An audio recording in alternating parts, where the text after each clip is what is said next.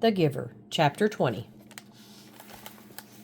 I won't go home. You can't make me. Jonas sobbed and shouted and pounded the bed with his fists. Sit up, Jonas, the Giver told him firmly. Jonas obeyed him. Weeping, shuddering, he sat on the edge of the bed. He would not look at the Giver. You may stay here tonight. I want to talk to you, but you must be quiet now while I notify your family unit. No one must hear you cry. Jonas looked up wildly. No one heard that little twin cry either. No one but my father. He collapsed in sobs again. The Giver waited silently. Finally, Jonas was able to quiet himself, and he sat huddled, his shoulders shaking. The Giver went to the wall speaker and clicked the switch to on. Yes, receiver, how may I help you? Notify the new receiver's family unit that he will be staying with me tonight for additional training. I will take care of that, sir. Thank you for your instructions, the voice said. I will take care of that, sir. I will take care of that, sir, Jonas mimicked in a cruel, sarcastic voice. I will do whatever you like, sir. I will kill people, sir. Old people, small newborn people. I'd be happy to kill them, sir. Thank you for your instructions, sir. How may I help you? He couldn't even seem to stop. The Giver grasped his shoulders firmly. Jonas fell silent and stared at him. Listen to me, Jonas. They can't help it. They know nothing. You said that to me once before. I said it because it's true. It's the way they live. It's the life that was created for them. It's the same life that you would have if you had not been chosen as my successor. But he lied to me, Jonas wept. It's what he was told to do, and he knows nothing else. What about you? Do you lie to me too? Jonas almost spat the question at the Giver. I am empowered to lie, but I have never lied to you. Jonas stared at him. Release is always like that? For people who break the rules 3 times? For the old? Do they kill the old too? Yes, it's true. And what about Fiona? She loves the old. She's in training to care for them. Does she know yet? What will she do when she finds out? How will she feel? Jonas brushed wetness from his face with the back of one hand. Fiona is already being trained in the fine art of release, the Giver told him. She's very efficient at her work, your red-haired friend. Feelings are not part of the life she's learned. Jonas wrapped his arms around himself and rocked his own body back and forth. What should I do? I can't go back. I can't. The Giver stood up. First, I will order our evening meal, then we will eat. Jonas found himself using the nasty, sarcastic voice again. Then we'll have a sharing of feelings. The Giver gave a rueful, anguished, empty laugh. Jonas, you and I are the only ones who have feelings. We've been sharing them now for almost a year. I'm sorry, Giver, Jonas said miserably. I don't mean to be so hateful, not to you. The Giver rubbed Jonas's hunched shoulders, and after we eat, he went on, we'll make a plan. Jonas looked up, puzzled. A plan for what? There's nothing. There's nothing we can do. It's always been this way. Before me, before you, before the ones who came before you, back and back and back. His voice trailed the familiar phrase. Jonas, the Giver said after a moment, it's true that it has been this way for what seems forever, but the memories tell us that it has not always been. People felt things once. You and I have been part of that, so we know. We know that they once felt things like pride and sorrow and love, Jonas added, remembering the family scene that had so affected him. And pain. He thought again of the soldier. The worst part of holding the memories is not the pain, it's the loneliness of it. Memories need to be shared. I've started to share them with you, Jonas said, trying to cheer him. That's true, and having you here with me over the past year has made me realize that things must change. For years, I've felt that they should, but it seemed so hopeless. Now, for the first time, I think there might be a way, the Giver said slowly, and you brought it to my attention. Barely, he glanced at the clock, 2 hours ago. Jonas watched him and listened. It was late at night now. They had talked and talked. Jonas sat wrapped in a robe belonging to the Giver, the long robe that only elders wore. It was possible, what they had planned, barely possible. If it failed, he would very likely be killed. But what did that matter? If he stayed, his life was no longer worth living. Yes, he told the Giver, I'll do it. I think I can do it. I'll try anyway. But I want you to come with me. The Giver shook his head. Jonas, he said, the community has depended all these generations back and back and back on a resident receiver to hold their memories for them. I've turned over many of them to you in the past year, and I can't take them back.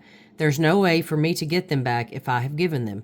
So if you escape, once you're gone, and Jonas, you know that you can never return. Jonas nodded solemnly. It was the terrifying part. Yes, he said, I know, but if you come with me.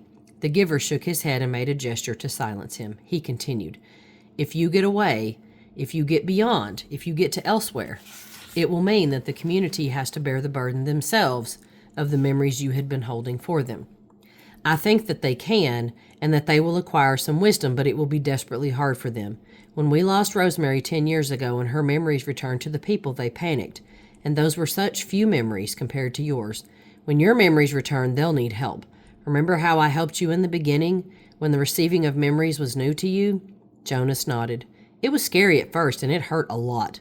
You needed me then, and now they will. It's no use. They'll find someone to take my place. They'll choose a new receiver. There's no one ready for training, not right away.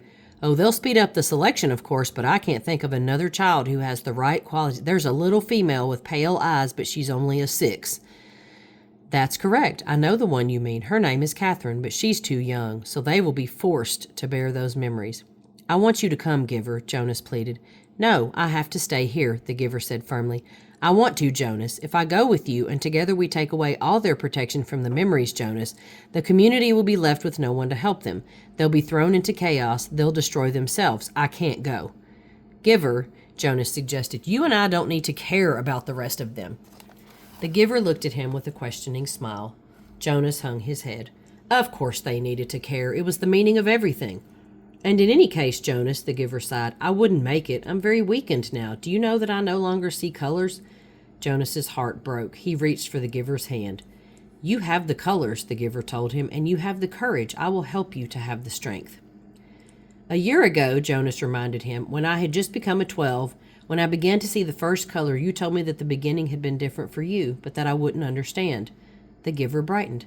That's true, and do you know, Jonas, that with all your knowledge now, with all your memories, with all you've learned, still you won't understand? Because I've been a little selfish. I haven't given any of it to you. I wanted to keep it for myself to the last. Keep what?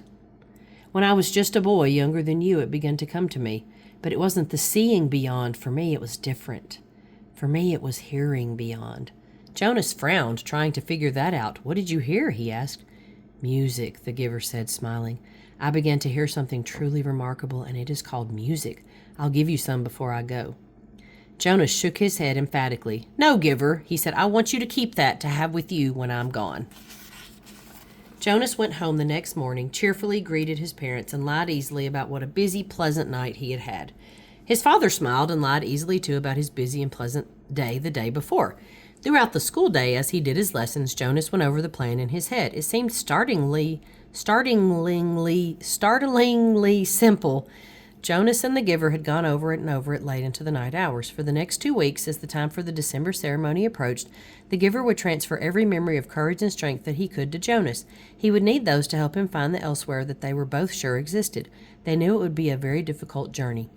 Then, in the middle of the night before the ceremony, Jonas would secretly leave his dwelling. This was probably the most dangerous part because it was a violation of a major rule for any citizen, not on official business, to leave a dwelling at night. I'll leave at midnight, Jonas said.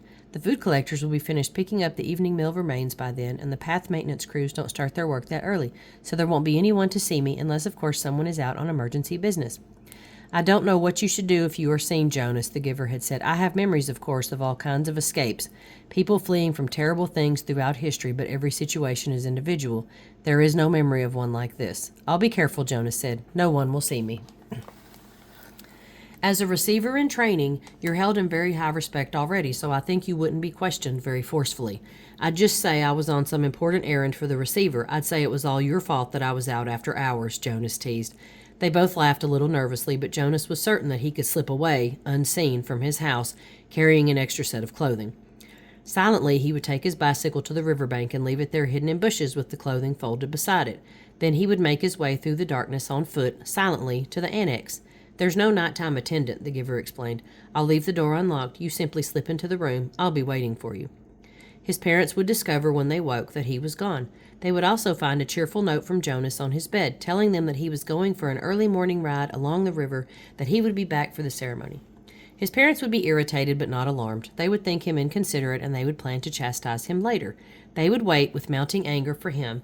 Finally, they would be forced to go, taking Lily to the ceremony without him. They won't say anything to anyone, though, Jonas said, quite certain. They won't call attention to my rudeness because it would reflect on their parenting. And anyway, everyone is so involved in the ceremony that they probably won't notice that I'm not there. Now that I'm a 12 and in training, I don't have to sit with my age group anymore, so Asher will think I'm with my parents or with you, and your parents will assume you're with Asher or with me. Jonas shrugged. It will take everyone a while to realize that I'm not there at all, and you and I will be long on our way by then. In the early morning, the giver would order a vehicle and driver from the speaker. He visited the other communities frequently, meeting with their elders. His responsibilities extended over all the surrounding areas, so this would not be an unusual undertaking. Ordinarily, the giver did not attend the December ceremony. Last year, he had been present because of the occasion of Jonas's selection, in which he was so involved. But his life was usually quite separate from that of the community. No one would comment on his absence or on the fact that he had chosen this day to be away. When the driver and vehicle arrived, the giver would send the driver on some brief errand. During his absence, the giver would help Jonas hide in the storage area of the vehicle. He would have with him a bundle of food which the giver would save from his own meals during the next 2 weeks. The ceremony would begin with all the community there, and by then, Jonas and the giver would be on their way. By midday, Jonas's absence would become apparent and would be a cause for serious concern. The ceremony would not be disrupted. Such a disruption would be unthinkable, but searchers would be sent out into the community. By the time his bicycle and clothing were found, the giver would be returning. Jonas, by then, would be on his own, making his journey elsewhere. The giver, on his return, would find the community in a state of confusion and panic, confronted by a situation which they had never faced before, and having no memories from which to find either solace or wisdom. They would not know what to do and would seek his advice. He would go to the auditorium where the people would be gathered still. He would stride to the stage and command their attention. He would make the solemn announcement that Jonas had been lost in the river. He would immediately begin the ceremony of loss. "Jonas, Jonas," they would say loudly as they had once said the name of Caleb. The giver would lead the chant. Together they would let Jonas's presence in their lives fade away as they said his name in unison more slowly, softer and softer, until he was disappearing from them, until he was no more than an occasional murmur, and then, by the end of the long day, gone forever, not to be mentioned again. Their attention would turn to the overwhelming task of bearing the memories themselves. The giver would help them.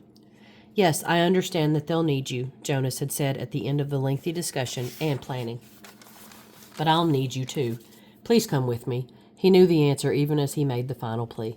"My work will be finished," the giver had replied gently, "when I have helped the community to change and become whole. I'm grateful to you, Jonas, because without you I would never have figured out a way to bring about the change. But your role now is to escape, and my role is to stay." "But don't you want to be with me, giver?" Jonas asked sadly. The giver hugged him. "I love you, Jonas," he said, "but I have another place to go. When my work here is finished, I want to be with my daughter." Jonas had been staring glumly at the floor. Now he looked up startled. "I didn't know you had a daughter, giver. You told me that you'd had a spouse, but I never knew about your daughter." The giver smiled and nodded. For the first time in their long months together, Jonas saw him look truly happy. "Her name was Rosemary," the giver said.